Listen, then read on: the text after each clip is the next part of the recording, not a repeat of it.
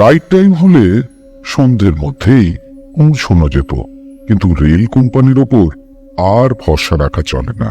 7 ঘন্টা লেট, অর্থাৎ রাত প্রায় 1টার সময় রতনপুর স্টেশনে এসে গাড়ি থেকে নামলো বেনি মাধব। এত রাতে এখন ও কোথায় যায়? তাছাড়া এদিককার রাস্তাঘাট ওর কিছুই জানা নেই। এই প্রথম ও রতনপুরে এসে পা দিল। সবচেয়ে বড় কথা হলো, স্টেশনের ধারে কাছেই যদি বাড়িটা হতো তাহলেও এক কথা ছিল, কিন্তু যেতে হবে ওকে এখান থেকে প্রায় 4 কিলোমিটার দূরে মসলন্দিপুরে, মামা শ্বশুরের বাড়িতে। মামা শ্বশুর ওকে চিঠিতে জানিয়েছিলেন, বাপথুন রতনপুর স্টেশনে নামিয়া একটি গরুর গাড়ি ভাড়া করিয়া আসিও, 4 কিলোমিটার হাঁটিয়া আসিতে তোমার কষ্ট হইবে, ইত্যাদি আরো কত উপদেশ। এখন এই রাত দুপুরে কোথায় গরুর গাড়ি আর কোথায় কি ছোট্ট স্টেশনটাই কেমন নির্জন, যেন গা ছমছম করা ভুতুড়ে। গাড়ি থেকে 2-1 নামলো কি না নামলো বেনি মাধব কিছু বুঝবার আগেই সব কেমন যেন এদিক ওদিক মিলিয়ে গেল। মোরাম বিছানো প্ল্যাটফর্মের ওপর দাঁড়িয়ে তাই এদিক ওদিক একবার তাকিয়ে দেখে নিল। কপাল ভালো, এক গাদা লটবহর নিয়ে আসেন, সঙ্গে কেবলমাত্র ছোট্ট একটা অ্যাটাচি রয়েছে। 2 দিনের জন্য আসা, বোঝা বাড়িয়ে লাভ কি? দেখলো খানিকটা দূরে স্টেশন মাস্টারের ঘরে টিম টিম করে আলো জ্বলছে।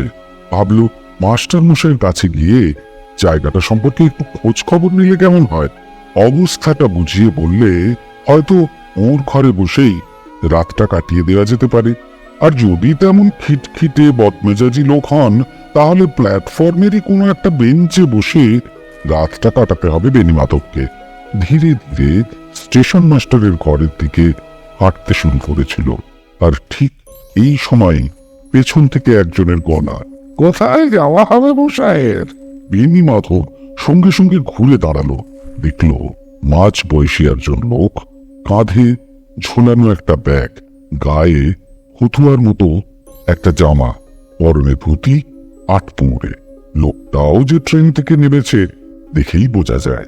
বেনি মাধব বলল, আগে যাবার তো কথা মসলন্দিপুরে, কিন্তু এই রাতে মসলন্দিপুর সে তো অনেক দূর হলো, তা সেখানে কোথায়, কার বাড়িতে? বেনি মাধবের মনে হলো লোকটা এদিককারই। ভালোই হলো, এর কাছ থেকে তাহলে সবকিছু জেনে নেওয়া যাবে। বলল, মসলন্দিপুরের নিমাই ঘোষালকে চেনেন? উনি আমার মামা শ্বশুর, ওখানেই যাব বলে এসেছিলাম, কিন্তু গাড়িটা এত লেট করলো। নিমাই ঘোষাল বিলক্ষণ চিনি, মুদিখানার দোকান আছে ওর, কিন্তু রাস্তাঘাট কি চেনা আছে মশাইয়ের? আগে না, এই প্রথম আমি এলাম এখানে, কি যে করি? লোকটা বলল, আমার তো মনে হয় এত রাতে আপনার একা একা না এগোনোই ভালো, তাই আবার আজ হলো গিয়ে অমাবস্যা, বুঝলেন না? তার মানে অলৌকিক কিছু কথা বলছেন? গাটা কেমন ছমছম করে উঠল বেনি মাধবের। না না, সেসব না মশাইয়ের, দেখছি অলৌকিকে বেশ ভয়। তাহলে? লোকটা আবার একটু হাসলো। রাস্তাঘাটে আজকাল বড় সাপের ভয়, এদিককার কেউটের চিঠি খুব বিখ্যাত, বুঝলেন না? বেনি মাধবেরও সাপের বড় ভয় কেমন যেন খানিকটা গুটিয়ে গেল। এমন জানলে কে আসতো এদিকে? মামা শ্বশুর আসতে বললেই আসতে হবে, এমন কি কথা? পাল্টা জিজ্ঞেস করলো লোকটাকে, আপনি কোথায় থাকেন? আমি? লোকটা আবার কেমন যেন হেহে করে একটু হাসলো। আমি এই ধারে কাছেই, ওই যে ডিস্ট্যান্স সিগন্যালটা দেখছেন, লাল আলো জ্বলছে, ওর থেকে আরো সখানে খাত এগোলেই। ওখানে আপনার বাড়ি? বেনি মাধব ভাবলো, রাতটা যদি লোকটার বাড়িতেই একটু আশ্রয় পাওয়া যায় তো খুব ভালো হয়। শেষ পর্যন্ত বলেই ফেললো, রাতে তাহলে আপনার বাড়িতেই একটু আশ্রয় পাওয়া যায় না? আপনাদের কোনো রকম বিরক্ত করব না, শুধু চোখ দুটো বুঝে পড়ে থাকবো কোথাও। লোকটা এবার যেন একটু গম্ভীর হয়। মশাইয়ের প্রস্তাবটা তো ভালোই ছিল, কিন্তু কিন্তু বলছেন কেন? আসলে অচেনা জায়গায় এসেছি তাই। না না, সেই কথা নয়। ওখানে যদি আমার বাড়ি হতো তাহলে আপনাকে নিয়ে যেতে আমার অসুবিধা ছিল না। ওখানে আমার বাড়ি ঘর বলে কিছুই নেই। তাহলে কেমন বোকার মতো তাকালো বেণীমাধব। তারপর বলল, আপনি ওখানে থাকেন? থাকি মানে মাঝে মাঝে যাই, এই আর কি। সেসব পরের কথা। পরে যদি আবার কখনো দেখা হয় তো বলা যাবে। তার চেয়ে আসুন, আপনাকে একটা হোটেল দেখিয়ে দিলে ওখানেই রাতটা কাটাতে পারবেন। হোটেল? কেমন অবাক হলো বেণীমাধব। এইরকম একটা জায়গায় আবার হোটেল আছে নাকি? স্টেশনের বাইরেই নতুন একটা হোটেল হয়েছে। রাত বিরেতে যাত্রীরা সব ওখানেই কাটায়। এত রাতে খোলা পাওয়া যাবে? সারা রাত খোলা থাকে, আসুন না আমার সঙ্গে। বেণীমাধব ভাবল, হোটেল যখন, রাতটা নিশ্চিন্তে ঘুমিয়ে কাটানো যাবে। সকালে উঠে স্নান টান ছেড়ে ফিটফাট হয়ে মামা শ্বশুরের বাড়ি যাওয়া যাবে। সে বলল, সেটাই ভালো। তারপর দুজনে স্টেশন ছেড়ে বাইরে এলো। অন্ধকার এমন চমকালো যে ভালো করে কিছুই ঠাকুর করা যায় না। এদিকে রাস্তার ধারে ইলেকট্রিকের লাইট আর পোস্ট, কিন্তু আলো নেই। কে জানে এখানেও লোডশেডিং এর হামলা চলছে কিনা। বেণীমাধব দেখল লোকটা কেমন একটু দুলে দুলে হাঁটছে, কাঁধের সাইড ব্যাগটা একটু একটু দোল খাচ্ছে। জিজ্ঞাসা করলো, দাদা আপনার নামটাই কিন্তু জানা হয়নি। লোকটা ঘাড় ঘুরে, আমার নাম কালীচরণ, লোকে বলে কেলো। এখানকার অনেকেই আমাকে কেলো নামে চেনে। নামের সঙ্গে যথেষ্টই মিল আছে চেহারার। এমন কালো ভুসভুসে চেহারার লোক বেণীমাধব খুব কমই দেখেছে। এই যে দাদা, আর একটা কথা জিজ্ঞাসা করব, কিছু মনে করবেন না তো? না না, এই দেখো, মনে করার কি আছে, বলুন না কি। আপনি তো এই অঞ্চলেরই লোক, আপনার বাড়িটা কোথায়? বাড়ি? আবার একটু হে হে করে হাসলো লোকটা। বাড়ি তো একটা ছিলই, এখন সব নিয়ে ভাবি না। কেন, কি হয়েছে? কি আবার হবে? কিচ্ছু না। ওদিকে দেখুন, ওই যে হোটেল, ওই যে আলো জ্বলছে, দেখছেন? বেণীমাধব দেখলো একটা দোতলা বাড়ি, নিচে একটা ঘরে আলো জ্বলছে। যান, ওখানে গিয়ে বলুন ওরা একটা ঘর বন্দোবস্ত করে দেবে। আপনি? আমার অবশ্যই দেরি হয়ে যাচ্ছে। আমাকে আবার রেল লাইনের ওপর দিয়ে হেঁটে ডিস্ট্যান্স সিগন্যালের দিকে যেতেই হবে। আপনি বরং ঘর বুক করে ঢুকে পড়ুন, আমি কাজটা সেরেই চলে আসছি। বেণীমাধব একটু ইতস্তত করে। লোকটা তাড়া লাগায়, যান না, খানিকক্ষণ ঘুমিয়ে নিন গে, শরীরটা চাঙ্গা করে নিন। বেণীমাধব আর কি করে, হাঁটতে শুরু করলো বাড়িটার দিকে। একটু পরেই পিছন ফিরে তাকালো। লোকটা যেন অন্ধকারের সঙ্গে মিশে গেছে। আশ্চর্য লোক বটে। এত রাত্রে রেল লাইনের উপর কি যে কাজ কে জানে। সঙ্গে সঙ্গে মনে হলো ওয়াগান ব্রেকার ট্রেকার নয় তো, এত রাত্রে না হলে ওখানে যাবে কেন? পরক্ষণেই মনে হলো কথাবার্তা শুনে খারাপ কিছু মনে হচ্ছে না, বরং লোকটা যে উপকারী তাতেও সন্দেহ নেই। নইলে আগ বাড়িয়ে ওকে হোটেলই বা দেখিয়ে দেবে কেন? যাকে আপাতত হোটেলে গিয়ে একটু জায়গা পেলে যেন বেঁচে যায় সে। একটু পা চালিয়ে হাঁটলো বেণীমাধব। তারপর বাড়িটার ঠিক সামনে এসে ভালো করে পরিস্থিতিটা একটু বুঝে নিয়ে আলো জ্বলা ঘরের দরজার সামনে এসে দাঁড়ালো। ছোট্ট ঘর, এটাই বোধহয় অফিস ঘর। ঘরের মাঝখানে একটা টেবিলে মাথা নুইয়ে রেখে কে একজন লোক ঘুমুচ্ছে সেখানে। বেণীমাধব ডাকলো, দাদা, ও দাদা, শুনছেন? থলথলে মোটা লোকটা ধর্মড়িয়ে মাথা তুলে তাকালো। মুখ দিয়ে খানিকটা লাল গড়িয়ে পড়লো। তোয়ালে দিয়ে মুখ মুছতে মুছতে বলল, কি চাই? ঘর? বেণীমাধব বলল, আর কে? ট্রেনটা এত লেট করলো যে বলার নয়। এই রাতে আর কোথায় যাই? মশাইয়ের থাকা হয় কোথায়? আগে আমি কলকাতা থেকে আসছি, এই রতনপুরে কি প্রয়োজনে আসা? বেণীমাধব বলল, রতনপুরে ঠিক নয়, আমাকে যেতে হবে মশলন্দিপুরে, আমার মামা শ্বশুরের বাড়িতে। ভেবেছিলাম গরুর গাড়ি ভাড়া করে চলে যাব, কিন্তু এত রাতে তো কিছুই পাওয়ার উপায় নেই। বটে, তাহলে আজকের রাতটাই কেমন থাকবেন? আগে সেরকমই ইচ্ছে, তবে ভালো লাগলে একটা দিনই থেকে যেতে পারি। লোকটা এবার একটা জাবদা খাতা টেনে পাতা খুলল। সিঙ্গল বেডরুম তো নেই দেখছি, ডবল বেডরুম নিতে পারেন। ডবল বেডরুম মানে ডবল ভাড়া? বেণীমাধব বলল, আগে একা থাকবো, ডবল ভাড়াটা একটু বেশি হয়ে যাবে না? ঠিক আছে, একা যখন থাকবেন সিঙ্গেল বেডরুমের ভাড়াটাই না হয় দেবেন। এই নিন চাবি, পাতায় আপনার নাম ঠিকানা লিখে দোতলায় উঠে প্রথম ঘরটায় গিয়ে ঢুকে পড়ুন, রুম নাম্বার 3। তাই করলো বেণীমাধব। খাতায় নাম ঠিকানা লিখে চাবি নিয়ে উঠে পড়ল দোতলায়। চিমচিম করে একটা আলো জ্বলছে করিডোরে। দেখলো সিঁড়ি দিয়ে উঠেই 3 নম্বর ঘর। তালা খুলে ঘরের আলোটা জ্বালাবার জন্য সুইচ বোর্ডে হাত রাখলো, টিপলো। যাহ বাবা, আলো নেই নাকি? মনে হলো করিডোরের আলোটাও নিভে গিয়েছে। হায় কপাল, লোডশেডিংই হলো বোধহয়। পুরো বাড়িটাই যেন অন্ধকারে তলিয়ে গেল। ভাবলো, ডাকাটাকি করে আর লাভ নেই, ঘর তো পাওয়াই গেছে, দরজা বন্ধ করে শুয়েই পড়া যাক, কতটুকু রাতই বা আর বাকি আছে। তাই আবার সাবধানে পা ফেলে ফেলে ঘরে এসে ঢুকলো বেণীমাধব। দরজায় কুলি তুলে দিল। ঘরটা এমন কিছু বড় নয়, দুপাশে 2টো খাট, বিছানা। ওদিককার জানলা খোলা থাকায় তবু রক্ষে।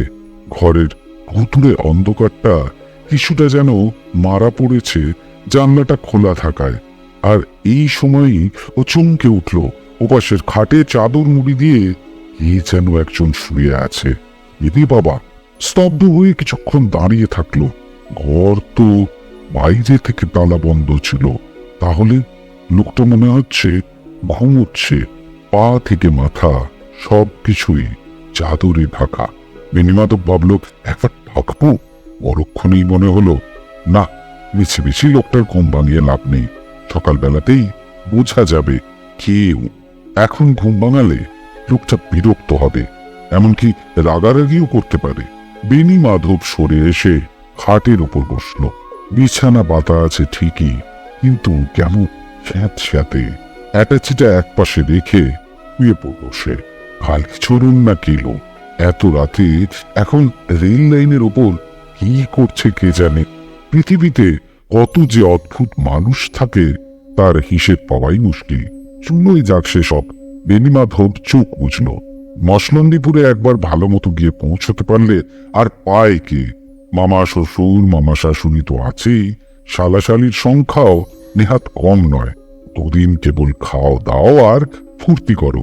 খানিকক্ষণ এপাশ ওপাশ করল বেণীমাধব, তারপর কখন যেন ঘুমিয়েই পড়ল। আর সেই ঘুম ভাঙল ভোর হয় হয় এমন সময়। কে যেন নাম ধরে ডাকছে, বেণীমাধব, ও বেণীমাধব, বেণীমাধব। নাম ধরে কে ডাকে আবার? ধরফর করে বিছানায় উঠে বসলো। বসেই অবাক, সামনের খাটের লোকটাই তো ওর নাম ধরে ডাকছে। উঠে বসেছে খাটে। আরো আশ্চর্য, এই তো সেই কালীচরণ। ঘুম হলো? আপনি? ডাউন ট্রেন আসার সময় হয়ে গেছে, আমাকে তাই যেতে হবে। তাতে কোনো কষ্ট হয়নি তো? বোকার মতো তাকালো বেণীমাধব। সব কেমন গুলমিলে লাগতে লাগলো ওর। লোকটা যে কি করে এই তালা বন্ধ করে ঢুকে পড়েছিল কিছুই মাথায় ঢুকছিল না ওর। জিজ্ঞেস করতেও আর সাহস হলো না। লোকটা বলল, আমি যাই, আমি তাহলে যাই বেণীমাধব, আপনিও আর দেরি করবেন না, চান টান সেরে বেরিয়ে পড়ুন। আজকেই মামা শ্বশুরের বাড়ি থাকতে এখানে থাকবেন কেন? যান। আপনি কি ডাউন ট্রেনে কোথাও আবার যাবেন নাকি? এই তো এত রাতে এলেন, আবার এখনই? লোকটা বিছানার ওপর থেকে ঝোলাটা নিয়ে আবার কাঁধে চাপালো। কোথায় আর যাও গো মশাই, রতনপুরের মানুষ, রতনপুর ছেড়ে কোথায় বার যাব? তবে ডাউন ট্রেনটা চলে গেলে বুঝলেন না? বেণীমাধব কিছুই বুঝলো না। না, আলো ফুটতে শুরু করেছি, ট্রেনটাকে ধরতে না পারলে অথাতে আমি যাই। বেণীমাধব, তোমার মামা শ্বশুরকে বলো আমার সঙ্গে দেখা হয়েছিল, বলো আমি ভালোই আছি এখন। বেণীমাধব কৃতজ্ঞ চোখে তাকালো, কিন্তু চোখের পলক পড়তে না পড়তেই আতঙ্কে সারা মুখ আমসি মেরে এলো। এ কি দেখছে ও? কালীচরণ না কেলো? কি এ? কি মানুষ না ভূত? বেণীমাধব দেখলো লোকটা কাঁপতে কাঁপতে হাওয়ার সঙ্গে মিশে যেতে যেতে এক সময় ওর দৃষ্টির বাইরে মিলিয়ে গেল। এরপর আর স্বাভাবিক থাকা যায় না। বেণীমাধব চিৎকার করে উঠল, ভূত ভূত ভূত! খানিকক্ষণের মধ্যেই দরজার বাইরে কাদের গলার আওয়াজ, দরজা খুলুন, কি হয়েছে, দরজা খুলুন। বেণীমাধব তখনই চেঁচাচ্ছে, ভূত ও ভূত, মরে গেলে না। সজোরে দরজায় ধাক্কা পড়তে লাগলো। কি হয়েছে, দরজা খুলুন।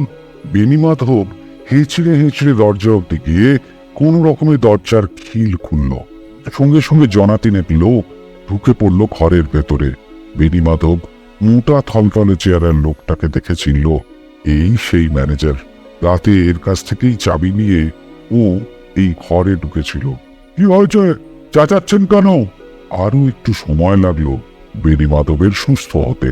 ঢোক ঢোক করে এক ঘটি জল খেয়ে চোখে মুখে জলের জাপটা দিতে ও সুস্থ হলো। আপনারা জেনে শুনে আমাকে রাত কাটানোর জন্য ভূতের ঘরে পাঠিয়ে দিয়েছিলেন। ভূতের ঘরে? নয়তো কি, এ ঘরে ভূত আছে? ভূত আছে মানে? রাতে আমার হাতে চাবি ধরিয়ে দিলেন, আমি এসে ঘরের দরজা খুলে দেখি ঘরের ভেতর একটা লোক চাদর মুড়ি দিয়ে শুয়ে আছে। চোখ মুখ ঢাকা বলেই তখন আমি ওকে চিনতে পারিনি।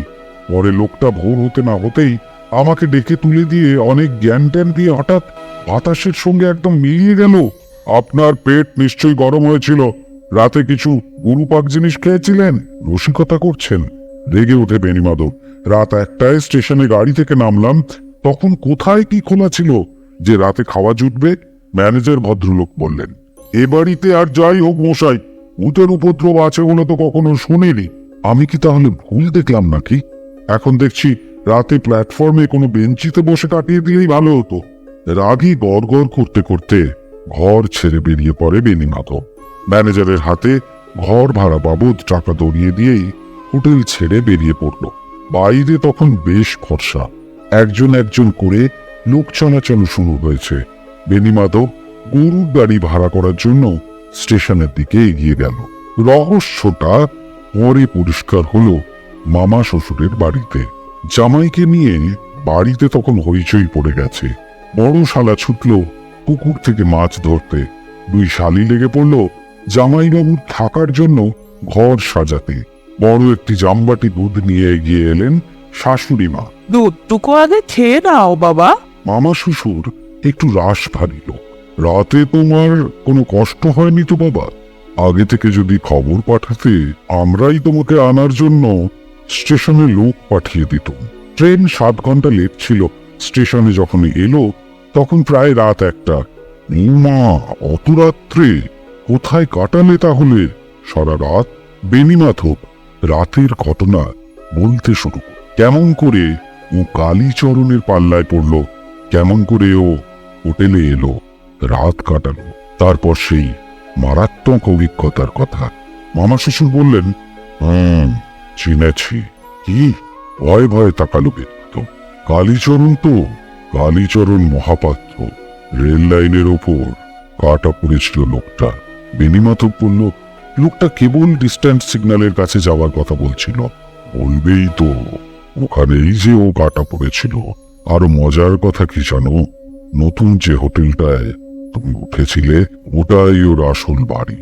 তাহলে কি? তাহলে লোকটা মারা যাওয়ার পরে ওর বাড়িটা বিক্রি হয়ে যায়। সেই বাড়িটাতেই এখন একটু সাজিয়ে গুছিয়ে হোটেল হয়েছে।